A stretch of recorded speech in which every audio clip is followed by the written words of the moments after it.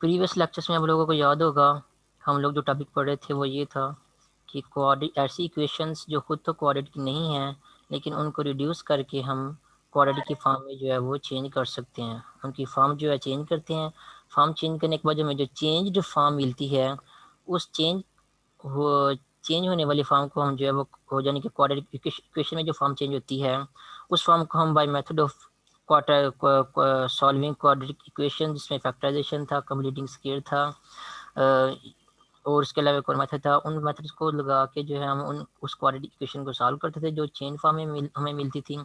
उसके बाद वापस फिर उस जो सोल्यूशन मिलता था उसको हम जो है ओरिजिनल वेरिएबल की फॉर्म में जो है सोल्यूशन को फाइंड करते थे, हमें गिवन इक्वेशन का सोल्यूशन जो है वो मिल जाता था, जो कि क्वाड्रेटिक नहीं थी। गिवन याद रखिए, जो हमने equations reducible to quadratic equation वाला जो टॉपिक पढ़ा है, इसमें हमें जो इक्वेशंस गिवन दी गई होती थी वो क्वाड्रेटिक इक्वेशन नहीं होती थी।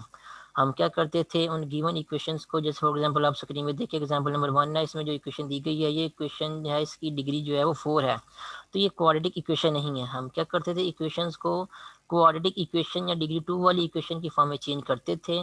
फिर जो डिग्री 2 वाली इक्वेशन या क्वाड्रेटिक इक्वेशन को सॉल्व करने के जो मेथड थे, उन मेथड में से कोई एक मर्जी अपनी मर्जी का मेथड जो हमें आसान लगता था उसको लगा के उस क्वाड्रेटिक इक्वेशन को सॉल्व करते थे जो ट्रांसफॉर्म फॉर्म में हमें मिलती थी। उसके बाद जब सोल्यूशन मिल जाता था ट्रांसफॉर्म फॉर्म वाली इक्वेशन का, तो उस इक्वेशन के सोल्यूशन को दोबारा फिर जो है वो गिवन इक्वेशन के में जो वेरिएबल इन्वॉल्व हो रहा था उसमें चेंज करके गिवन इक्वेशन में जो अननोन था उसकी वैल्यू जो है वो फाइंड आउट करते थे। तो लास्ट लेक्चर में या फिर लास्ट वीक में हम लोगों ने ये वाले जो है वो टॉपिक्स या क्वेश्चन पढ़े थे, जिसमें 3-4 टाइप्स थी ऐसी इक्वेशन की जिनको हम रिड्यूस कर सकते थे क्वाड्रेटिक इक्वेशन की फॉर्म में। उस टाइप की इक्वेशन को कैसे रिड्यूस करना था, उनको सॉल्व करना था, ये वाले जो है वो टॉपिक्स जो हम लोगों ने लास्ट लेक्चर में पढ़े थे। नेक्स्ट लेक्चर में अगर आप लोग अगर अपना वीकली प्लान देखिए तो आपको अपने वीकली प्लान में यहाँ पे लिखा हुआ है कि solution of equations reducible to equality form, ये वाले टॉपिक जो हम लोगों ने कर लिया है। नेक्स्ट टॉपिक जो हम लोगों ने करना है वो ये है कि साइमल्टेनियस इक्वेशंस का सॉल्यूशन जो है वो कैसे फाइंड करते हैं। मीन्स आप साइमल्टेनियस मीन्स आपको अगर एक से ज़्यादा इक्वेशन दी गई हो, कह लें कि 2 या 2 से ज़्यादा इक्वेशन दी गई हो आपको, और लीनियर इक्वेशन का सॉल्यूशन हम लोगों ने चेक करना है साइमल्टेनियस इक्वेशन का। तो अगर आपको 2 या 2 से ज़्यादा लीनियर इक्वेशन दी गई हों तो उनको सॉल्व कैसे करना है, उनके काफ़ी सारे मेथड्स हैं उनको भी सॉल्व करने के लिए, लेकिन हम जो है आपके कोर्स के पॉइंट ऑफ व्यू से जो मेथड आप लोगों के कोर्स में इंक्लूड है, सिर्फ वही मेथड करेंगे कि साइमल्टेनियस लीनियर इक्वेशन को सॉल्व कैसे करना है। ठीक है, तो साइमल्टेनियस लीनियर इक्वेशन को सॉल्व कैसे करना है वो वाला मेथड पढ़ने से पहले हम लोग जो है वो मैट्रिक्स के बारे में पढ़ेंगे, क्योंकि साइमल्टेनियस लीनियर इक्वेशन को सॉल्व करने के लिए जो मेथड हम लोगों ने पढ़ना है उसमें मैट्रिक्स और उसके डिटर्मिनेंट जो है वो इन्वॉल्व होंगे। तो सबसे पहले फिर मैट्रिक्स के बारे में पढ़ते हैं, मैट्रिक्स क्या है, फिर उसके बाद जो है उसके डिटर्मिनेंट के बारे में पढ़ेंगे, किसी मैट्रिक्स का डिटर्मिनेंट जो है वो कैसे फाइंड करते हैं। तो मैट्रिक्स की डेफिनेशन क्या है, आपको स्क्रीन पर लिखी नजर आ रही है। मैट्रिक्स की definition, a rectangular array of elements or numbers enclosed by square brackets is called a matrix। कि आप नंबर्स का एक रेक्टेंगुलर एरे बनाएं। फॉर एग्जांपल जैसे आपको यहाँ पे स्क्रीन में नज़र आ रहा है, ये एक नंबर्स का एक रेक्टेंगुलर एरे है। ठीक है, मीन्स के नंबर्स को एक रेक्टेंगुलर एरे की फॉर्म में जो है वो अरेंज किया हुआ है।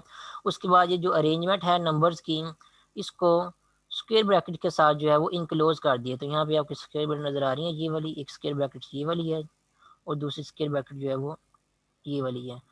तो नंबर्स को या एलिमेंट्स को जो है वो क्या करें, स्क्वायर रेक्टेंगुलर एरे की फॉर्म में जो है वो अरेंज कर लें।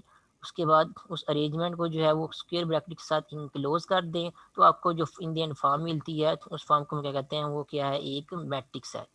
ठीक है, और जब आप रेक्टेंगुलर एरे की फॉर्म में किसी मैट्रिक्स को अरेंज करते हैं तो आप नोट करें कि इन अदर वर्ड्स आप क्या कर रहे हैं, नंबर्स को जो है वो हॉरिजॉन्टल और वर्टिकल अरेंजमेंट की फॉर्म में जो है वो प्लेस कर रहे हैं आप। ठीक है, तो जो हॉरिजॉन्टल आपका अरेंजमेंट बनता है उस रेक्टेंगुलर एरे में, उस हॉरिजॉन्टल अरेंजमेंट को, जितने भी हॉरिजॉन्टल अरेंजमेंट आपके रेक्टेंगुलर एरे में आ रहे होते हैं, उस हॉरिजॉन्टल अरेंजमेंट में जिसको हम क्या कहते हैं कि वो क्या है, उस मैट्रिक्स की रो है। ठीक है, और इसी तरह जो वर्टिकल अरेंजमेंट आपका नंबर्स का होता है, उस वर्टिकल अरेंजमेंट को हम कहते हैं कि वो क्या है, उस मैट्रिक्स का कॉलम है। ठीक है, तो मैट्रिक्स में इसका मतलब क्या है, मैट्रिक्स असल में क्या है, रोज एंड कॉलम्स का अरेंजमेंट है। रोज क्या है, रोज में हम जो है वो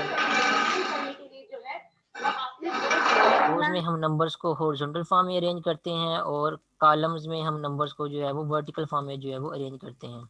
अब डिपेंड करता है कि आप लोगों ने कितने कॉलम्स और कितने रोज़ ली हैं किसी मैट्रिक्स की। तो अगर मैट्रिक्स किसी मैट्रिक्स में कितनी रोज़ और कितनी कॉलम्स हैं, उनकी तादाद को जो है वो हम एम एन एंड से इग्नोर करते हैं। फॉर एग्जांपल किसी मैट्रिक्स में रोज़ की तादाद, रोज़ जो है आपने एम नंबर ऑफ रोज़ ली हैं, तो उसको जो है वो भी आप बता सकते हैं वो कितनी रोज़ आप आपने ली हैं। उस तरह किसी मैट्रिक्स में कितनी का जो है वो कॉलम्स लिखे हुए हैं, वो भी आप बता सकते हैं कि उसमें कितने कॉलम हैं। तो इन जनरल जो है वो, क्योंकि किसी मैट्रिक्स में 2, 3, 4, 5 कुछ भी नंबर ऑफ रोज़ हो सकती हैं और 2, 3, 4, 5 जो है वो कितने भी नंबर ऑफ कॉलम हो सकते हैं। तो अपनी थ्योरी जो हम लोगों ने पढ़नी है, उसमें इन जनरल नंबर ऑफ जो रोज़ हैं उनको हम लोगों ने स्मॉल एम से डिनोट करना है, और नंबर ऑफ रोज़ जो है वो सॉरी नंबर ऑफ कॉलम जो है किसी मैट्रिक्स में, उसको हम लोगों ने जो है वो स्मॉल एन से डिनोट करना है।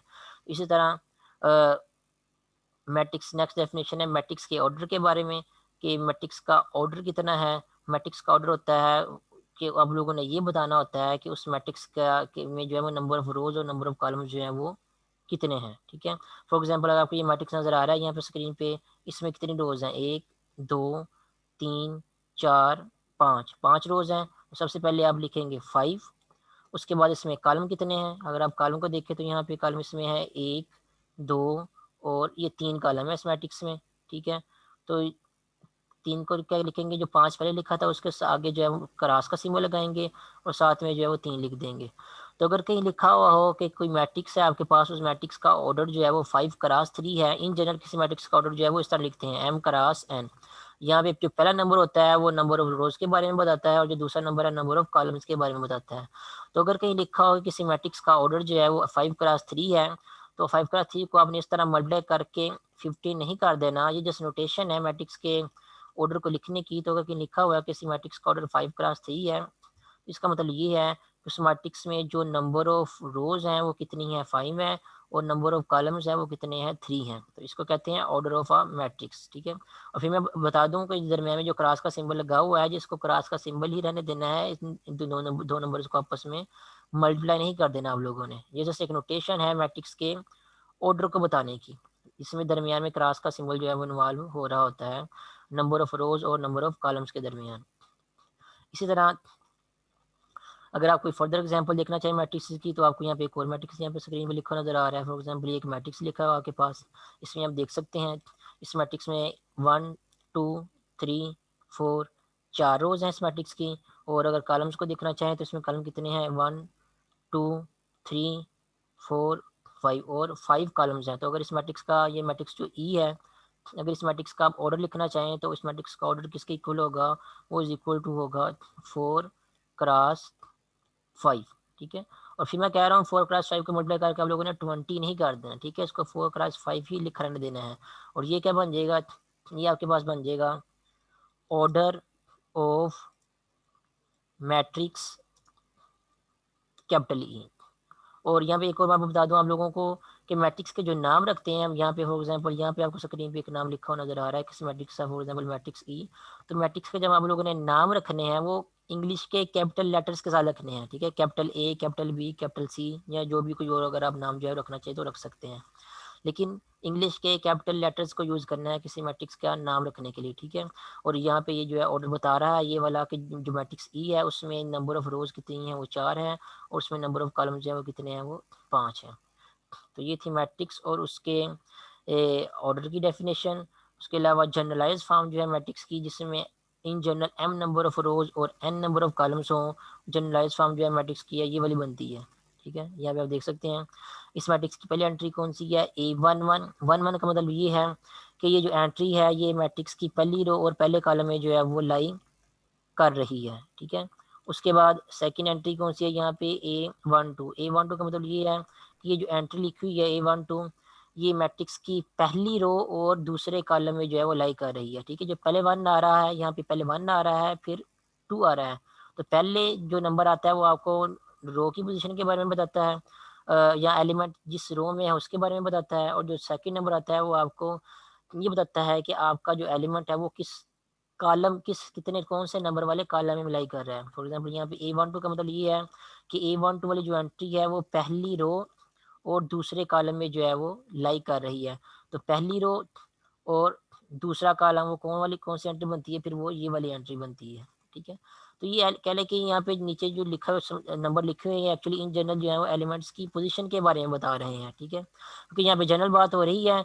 एलिमेंट मैट्रिक्स में एलिमेंट्स जो है रिपीट भी कर सकते हैं। फॉर एग्जांपल अगर आप कोई मैट्रिक्स लिखना चाहें तो यहाँ पे अगर आपने पहले नंबर पर 2 लिखा है तो आप जो है वो एंड पे भी 2 लिख सकते हैं। अगर अपनी मर्जी से अगर कोई आप मैट्रिक्स बनाते हैं तो दो डिफरेंट पोजीशन पे सेम एलिमेंट आ गए हैं, तो एलिमेंट्स की पोजीशन के बारे में भी आप लोगों को जो है वो पता होना चाहिए। अगर यहाँ ये तो जस्ट स्टार्टिंग है इसलिए यहाँ पे नीचे लिख के बताया हुआ है, अदरवाइज अगर यहाँ पे नीचे नहीं लिखा हुआ तब भी जो है आप देख के बता सके कौन सा एलिमेंट जो है कौन सी पोजीशन पे लाइक कर रहा है। फॉर एग्जांपल यहाँ पे अगर मैं इस पहले वाले मैट्रिक्स की बात करूँ यहाँ पे, तो यहाँ पे जो ये 3.2 वाली जो एंट्री है ये मैट्रिक्स में किस पोजीशन पे लाइक कर रही है।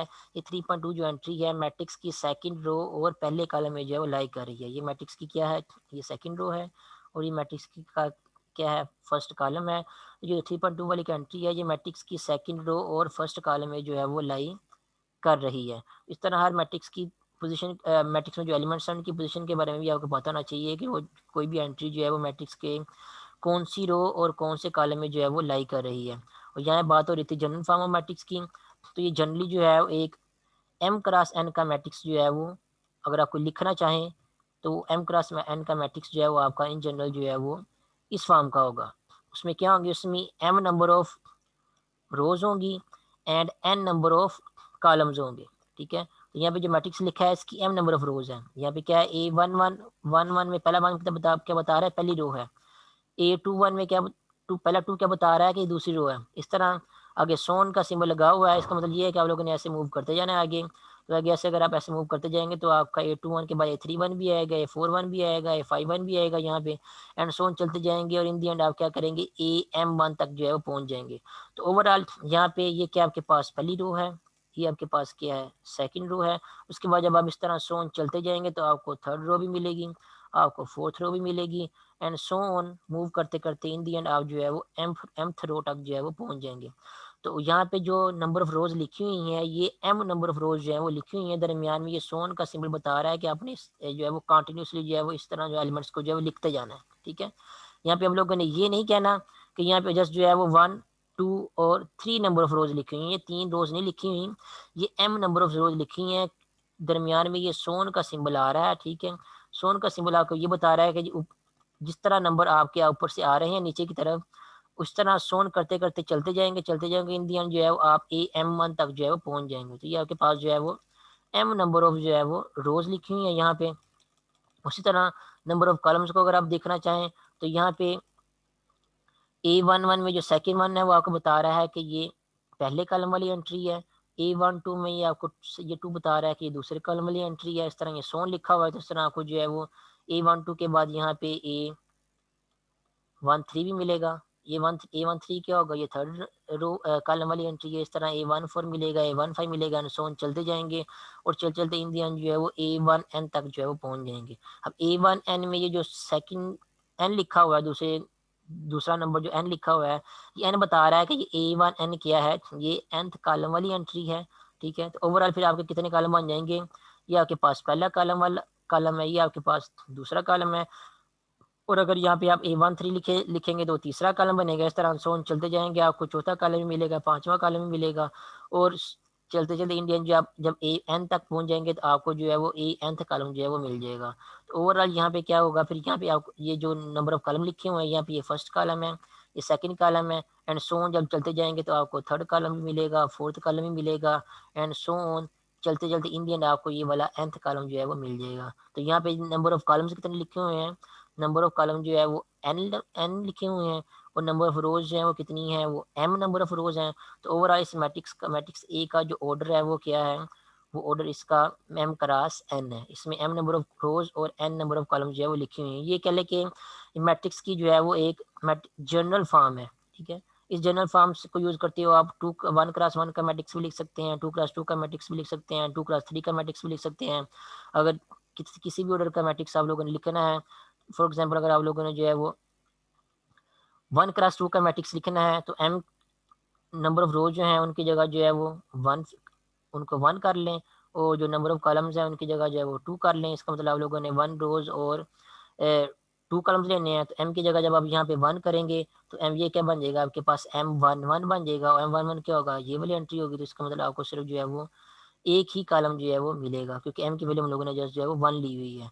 उसके बाद n की वैल्यू अगर आप 2 लेते हैं, इसका मतलब आपको 2 कॉलम मिलेंगे। तो यहाँ पे जो n की वैल्यू अगर आप 2 करते हैं, तो ये n की वैल्यू 1 है और ये n की वैल्यू क्या है, 2 है। ठीक है, तो यहाँ 2 तक जो आप n की वैल्यू को जो वेरी करेंगे, तो आपको कितने कॉलम मिलेंगे, आपको यहाँ पे 2 कॉलम मिलेंगे, एक कॉलम ये वाला और एक कॉलम ये वाला। तो ओवरऑल 1x2 का मैट्रिक्स क्या बन जाएगा आपके पास, 1x2 का मैट्रिक्स आपके पास जो है वो ये वाला बन जाएगा, यहाँ से लेकर सिर्फ यहाँ तक। अब ये जो मैट्रिक्स मैंने लिखा हुआ है रेड ब्रैकेट के साथ, ये देखें इसमें नंबर ऑफ रोज कितनी है, इसमें नंबर ऑफ रोज जो है वो एक ही है, और नंबर ऑफ कॉलम कितने हैं, नंबर ऑफ कॉलम जो है इसमें 2 हैं, एक ये वाला और एक ये वाला। और ये मतलब सारा नहीं है, सिर्फ इतना ही है मैट्रिक्स, ये वाला A11, और दरमियान में स्पेस छोड़नी है आप लोगों ने। जब भी कोई दूसरी पोजीशन वाला एलिमेंट जो आप लोगों ने लिखना है, कॉमा जो है वो नहीं लगाना, मैट्रिक्स में कॉमास वगैरह नहीं लगते, जब सब स्पेस जो है वो देते हैं एलिमेंट्स के दरमियान। तो ये जो मैट्रिक्स लिखा है आपके पास, ये मैट्रिक्स जो है वो ये इसका ऑर्डर किया है 1x2। समटाइम ऑर्डर मैट्रिक्स के ऑर्डर को मैट्रिक्स के यहाँ पे राइट साइड पे जो नीचे वाला कोना है ब्रैकेट का, उसके नीचे वाले कोने में भी लिख देते हैं, ये बताने के लिए कि जो मैट्रिक्स लिखा है हम लोगों ने इसका ऑर्डर कितना है। फॉर एग्जाम्पल मैंने यहाँ पे लिख दिया ये मैट्रिक्स लिखा है, इसका मैंने इसका ऑर्डर किया है 1x2। क्यों है इसका ऑर्डर 1x2, क्योंकि इसमें नंबर ऑफ रोज कितनी है वो 1 है, और नंबर ऑफ कॉलम्स कितने हैं, नंबर ऑफ कॉलम इसमें 2 है। पहला कॉलम ये वाला है और दूसरा कॉलम जो है वो ये वाला है। तो ओवरऑल ये जो मैट्रिक्स मैंने लिखा हुआ है यहाँ पे, ये मैट्रिक्स क्या है आपके पास, ये 1x2 ऑर्डर का एक मैट्रिक्स है। तो m×n ऑर्डर का मैट्रिक्स इन जनरल यहाँ पे लिखा हुआ है। तो इस मैट्रिक्स को यूज़ करते हुए आप किसी भी ऑर्डर का मैट्रिक्स जो है वो लिख सकते हैं अपनी मर्जी से। ज़रूरी नहीं है आपने इसी को देख लिखना है, आप लोग जो खुद भी जज कर सकते हैं कि जिस किसी मैट्रिक्स में अगर जितनी भी रो दी गई हैं, फॉर एग्जांपल अगर आपको 2 रोज दी बनाने के लिए दी गई हैं, तो आप 2 रोज बना लें।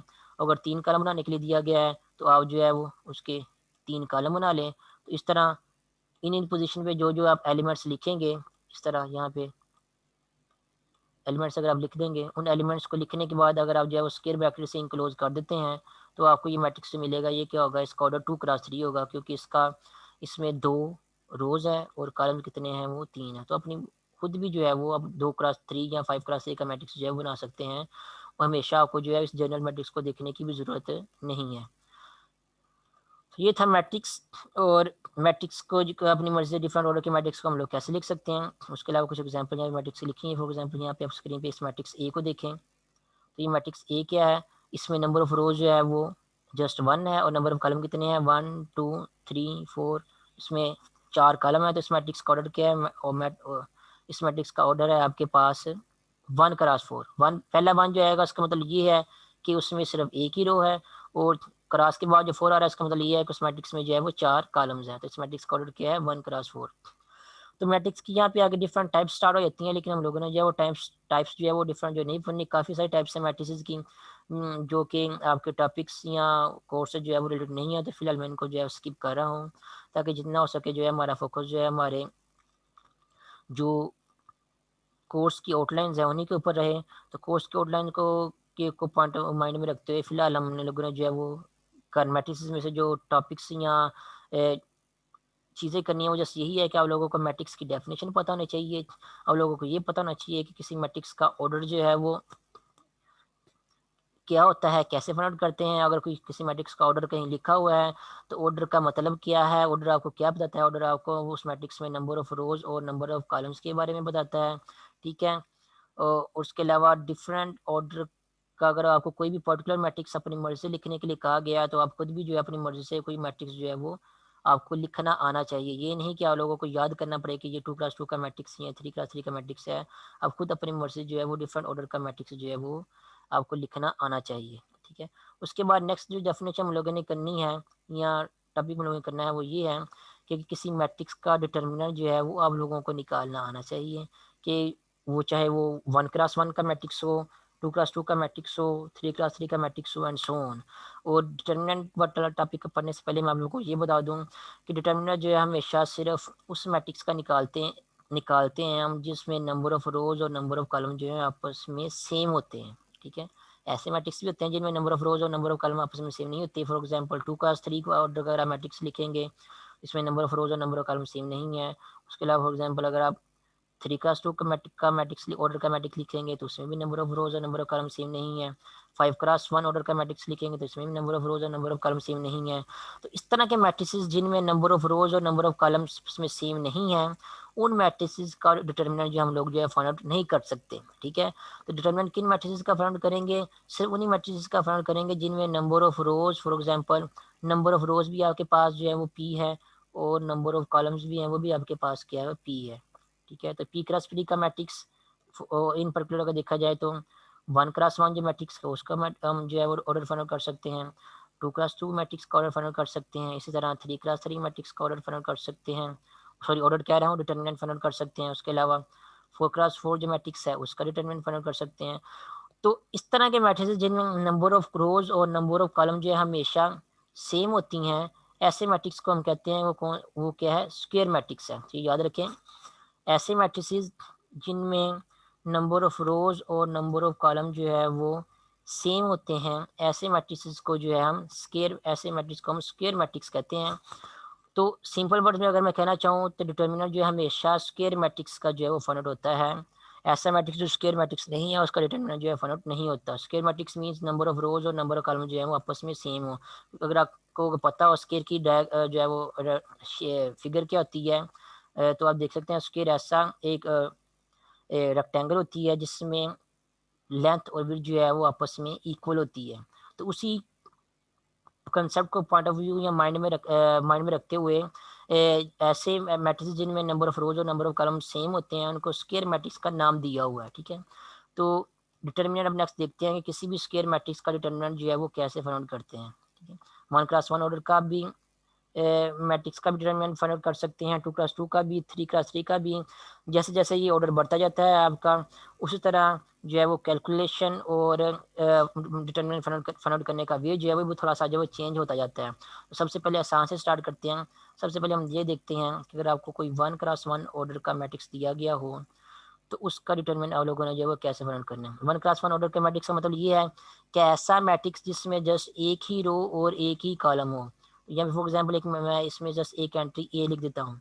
ये जो मैट्रिक्स मैंने यहाँ पे लिखा है इसका ऑर्डर कितना है, इसका ऑर्डर 1x1 है, क्योंकि इसमें एक ही रो और एक ही कॉलम है। ठीक है, और यहाँ पे अगर आप वो मजीद एग्जाम्पल यहाँ पे देखना चाहें तो यहाँ पे ए इज इक्वल टू मैट्रिक्स जो है वो जिसमें जस्ट एक ही एंट्री है वो कौन सी है, 5 लिखा हुआ है। ठीक है, उसके अलावा यहाँ पे इस मैट्रिक्स को अब देखा जाए तो capital M is equal to एक मैट्रिक्स लिखा हुआ है, उस मैट्रिक्स में जस्ट एक ही एंट्री है, वो एंट्री कौन सी है, -10 है। तो ये जो मैट्रिक्स यहाँ पे लिखे हुए हैं कैपिटल ए और कैपिटल एम, इन मैट्रिक्स का ऑर्डर क्या है, ये 1x1 है। तो ये क्या है, ये स्क्वायर मैट्रिक्स हैं और इन मैट्रिक्स का ऑर्डर हम लोग जो है फाइंड आउट कर सकते हैं। तो किसी भी 1x1 के मैट्रिक्स का ऑर्डर जो है वो कैसे फाइंड आउट करना, यहाँ बताया हुआ है कि ये आपके पास एक 1x1 ऑर्डर का मैट्रिक्स है। डिटर्मिनेंट को जो है वो डेल्टा से डिनोट किया हुआ है। ठीक है, तो डिटर्मिनेंट जो है वो किसी मैट्रिक्स का जिसको डेल्टा से डिनोट किया हुआ है उसको आप जो है वो डेल्टा की भी से डिनोट करने के अलावा एक और नोटेशन जो यूज़ होती है वो ये भी यूज़ कर सकते हैं। आप लिख सकते हैं डिटर्मिनेंट DET, और जिस मैट्रिक्स का डिटर्मिनेंट लिखना है उसको यहाँ पे ब्रैकेट में उसके आगे लिख दें। तो आप डिटर्मिनेंट के लिए आप ये वाला नोटेशन भी यूज़ कर सकते हैं जिसको डेल्टा बोलते हैं, या फिर आप ये भी लिख सकते हैं DET of A. DET of A का मतलब ये है डिटर्मिनेंट ऑफ ए। तो यहाँ पे जो ए मैट्रिक्स लिखा हुआ है, यहाँ पे ए इज इक्वल टू 1x1 का मैट्रिक्स लिखा हुआ है, इसका डिटर्मिनेंट क्या होगा, इसका डिटर्मिनेंट वही नंबर होगा जो नंबर उस मैट्रिक्स के अंदर जो है वो एक नंबर जो है वो लिखा हुआ है, मीन्स के 5। ठीक है, तो यहाँ से मैं ये पता चला कि जो 1x1 ऑर्डर का मैट्रिक्स होता है उसका डिटर्मिनेंट क्या होता है, is simply the value of one element contained in the matrix. अगर आपके पास कोई 1x1 ऑर्डर का मैट्रिक्स लिखा हुआ है और आपसे कहा जाए कि उस मैट्रिक्स का डिटर्मिनेंट जो है वो बताएं, तो उस 1x1 ऑर्डर के मैट्रिक्स का डिटर्मिनेंट क्या होगा, उस वन डिटर्मिनेंट जो है वही नंबर होगा जो उस मैट्रिक्स के अंदर लिखा होगा। फॉर एग्जाम्पल यहाँ पे अगर आप देखें तो यहाँ पे एक और मैट्रिक्स लिखा हुआ है कैपिटल एम। ठीक है, तो इस कैपिटल एम मैट्रिक्स का अगर आपसे कहा जाए कि डिटर्मिनेंट लिखें तो यहाँ पे आप लिखेंगे डेल्टा इज इक्वल टू, या फिर लिखेंगे determinant of capital M is equal to क्या होगा, हमने भी पढ़ा है कि जो 1x1 ऑर्डर का मैट्रिक्स होता है उसका डिटर्मिनेंट क्या होता है, उसका डिटर्मिनेंट वही वैल्यू या वही नंबर होता है या वही एलिमेंट होता है जो उस मैट्रिक्स के अंदर जो है वो कंटेन कर रहा होता है, या उस मैट्रिक्स के अंदर आप लोगों ने लिखा होता है। यहाँ पे मैट्रिक्स के अंदर क्या लिखा हुआ है, माइनस साइन लिखा हुआ है, और ये 1x1 ऑर्डर का ही मैट्रिक्स है। तो इस मैट्रिक्स कैपिटल एम का डिटर्मिनेंट जो है वो क्या होगा, वही नंबर होगा जो अंदर लिखा हुआ, क्या माइनस साइन है, तो यहाँ पे क्या आ जाएगा आपका डिटर्मिनेंट का आंसर -10। इसका मतलब ये जो 1x1 ऑर्डर के मैट्रिक्स है उनका डिटर्मिनेंट जो है वो निकालना कोई मुश्किल काम नहीं है। जस्ट आप ये देख लें कि उस 1x1 ऑर्डर के मैट्रिक्स के अंदर जो एक नंबर लिखा हुआ है वो कौन सा नंबर लिखा हुआ है। फॉर एग्जांपल मैं कोई और मैट्रिक्स यहाँ पे लिखता हूँ, एक मैट्रिक्स यहाँ पे भी लिखता हूँ, 1x1 ऑर्डर का मैट्रिक्स लिखता हूँ, उसमें अंदर मैं एंट्री लिख देता हूँ यहाँ पे फॉर एग्जाम्पल 1/2 लिख देता हूँ मैं यहाँ पे। तो ये आपके पास ये 1/2 जो है वो एक ही एंट्री लिखी हुई इस मैट्रिक्स में, ये 1x1 ऑर्डर का मैट्रिक्स है। अब आपसे कहा जाए कि इसका जो है वो डिटर्मिनेंट बताएं तो क्या होगा, तो इस डिटर्मिनेंट जो है वो किसकी इक्वल होगा, वो 1/2 के इक्वल होगा। या समटाइम इस तरह भी लिख सकते हैं कि डिटर्मिनेंट ऑफ जो मैट्रिक्स कैपिटल बी है वो किसके इक्वल होगा, वो इज इक्वल टू होगा 1/2। 1/2 कहाँ से पता चला, वही नंबर जो मैट्रिक्स के अंदर जो अकेला नंबर लिखा हुआ है उसको हम लिख देंगे यहाँ पे, और वही क्या होगा, गिवन मैट्रिक्स 1x1 के मैट्रिक्स का डिटर्मिनेंट होगा। कि अगर आपको कोई 2x2 का मैट्रिक्स जो है वो दिया गया हो तो उस मैट्रिक्स का डिटर्मिनेंट जो है आप लोगों ने कैसे फाइंड आउट करना है, उसका वे जो है थोड़ा सा 1x1 वाले मैट्रिक्स से डिफरेंट है। मैंने आपको पहले बताया था कि 1x1 के मैट्रिक्स का डिटर्मिनेंट निकालने का वे कुछ और है, 2x2 का जो मैट्रिक्स है उसका डिटर्मिनेंट निकालने का वे कुछ और है, और इसी तरह 3x3 का जो है वो उसका डिटर्मिनेंट निकालने का वे जो है वो इससे 2x2 वाले मैट्रिक्स से थोड़ा सा डिफरेंट है। तो अब 2x2 वाले मैट्रिक्स की बात करते हैं। अगर आपको कोई भी 2x2 का मैट्रिक्स दिया गया, फॉर एग्जांपल यहाँ पे इन जनरल जो है वो 2x2 का मैट्रिक्स यहाँ पे लिखा हुआ है। पहली एंट्री कौन सी है, A11, दूसरी एंट्री है A12, तीसरी एंट्री है यहाँ पे A21, और लास्ट वाली फोर्थ एंट्री है A22। ठीक है, तो यहाँ पे A11 का मतलब ये है कि ये जो एंट्री है पहली रो पहले कॉलम में लाई कर रही है, A12 का मतलब ये है कि ये एंट्री पहली रो और दूसरे कॉलम में लाई कर रही है। देखें, पहली रो और दूसरे कॉलम में लाई कर रही है ये वाली एंट्री। इस तरह बाकी जो बेस में नंबर लिखे हुए हैं आप उनको देख के बता सकते हैं कौन सी पोजीशन वाली एंट्री है यहाँ पे। अब 2x2 का मैट्रिक्स इन जनरल यहाँ पे लिखा हुआ है, इस मैट्रिक्स का हम लोगों ने फाइंड आउट करना है डिटर्मिनेंट। तो डिटर्मिनेंट फाइंड आउट करने का वे या प्रोसीजर जो है वो यहाँ पे स्क्रीन पे उन्होंने जो है वो एरोज की मदद से जो है वो आपको बताया हुआ है कि कैसे फाइंड आउट करना है। तो पहले क्या करना है, यहाँ पे जो सबसे पहले वाली एंट्री है जो A11 पोजीशन वाली एंट्री है उसको क्या करना है आप लोगों ने, जो उसके नीचे बिल्कुल ऑपोजिट जो है वो A22 पोजीशन वाली एंट्री है उसके साथ आप लोगों ने क्या करना है, उनको आपस में मल्टीप्लाई कर देना है। जैसे यहाँ पे देख सकते हैं A11 को A22 के साथ इनकी आपस बिल्कुल अपोजिट जो एंट्री आ रही है उसके साथ क्या कर देना है, मल्टीप्लाई कर देना है। तो जब A11 को A22 के साथ मल्टीप्लाई करेंगे तो आंसर आपको क्या मिलेगा, A11 मल्टीप्लाइड बाई A22। ठीक है, इक्वल का सिंबल क्योंकि हम डिटरमिनेंट निकाल रहे हैं यहाँ पे। उसके बाद नेक्स्ट क्या करना है आप लोगों ने, दरमियान में माइनस का सिंबल लगाना है। ठीक है, दरमियान माइनस का सिंबल लगाने के बाद फिर नेक्स्ट क्या करना है आप लोगों ने, फिर नेक्स्ट आप लोगों ने क्या करना है कि ये जो बाकी दो एंट्रीज बात की उनमें जो ऊपर वाली एंट्री है A12 उसको जो है वो ये जो लेफ्ट हैंड साइड में नीचे की तरफ जो एंट्री उसके अपोजिट पड़ी हुई है उसके साथ जो मल्टीप्लाई कर देंगे। देखिए यहाँ पे A12 को उसके बिल्कुल एरो से इस तरह अपोजिट नीचे की तरफ जो एंट्री आ रही है 21 उसके साथ क्या कर देना है आप लोगों ने, मल्टीप्लाई कर देना है। तो A12 को जब A21 से मल्टीप्लाई करेंगे तो आंसर आएगा A12 इंटू A21।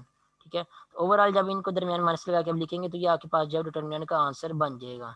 और थोड़ा सा रिपीट कर दो यहाँ पे आप फिर से अगेन कि जब आप हमने 2+2 का मैट्रिक्स का डिटर्मिनेंट लिखना है तो ये वाला जो यहाँ पे लिखा हुआ है ये आप लोगों ने नहीं करना, ये आप लोगों ने लिखने की ज़रूरत नहीं है। ये सब कुछ आप लोगों को ये एरोज वगैरह बनाने की ज़रूरत नहीं है। ये इस तरह जो कुछ भी किया हुआ है आप लोगों ने डायरेक्ट जो है किसी मैट्रिक्स का डिटर्मिनेंट जो है वो ए मैट्रिक्स अगर आपको दिया गया है तो उस ए मैट्रिक्स का डिटर्मिनेंट जो है वो आप लोगों ने डायरेक्टली यहाँ पे इस तरह लिखना है, डिटर्मिनेंट ऑफ ए वो किसके इक्वल है।